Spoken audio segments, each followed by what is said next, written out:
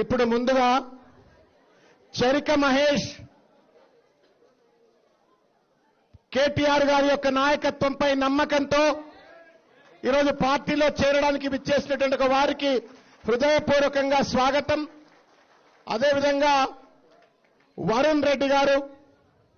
ఎక్కడున్నారు, తర్వాత కిరణ్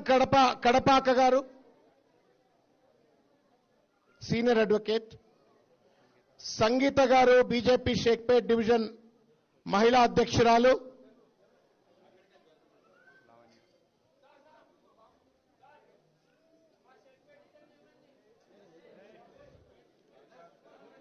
బీజేపీ మహిళా సెక్రటరీ లావణ్య గారు, కె గోవర్ధన్ రెడ్డి గారు బీజేపీ జనరల్ సెక్రటరీ,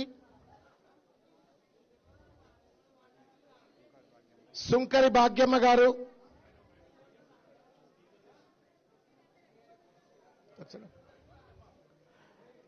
హృదయపూర్వకంగా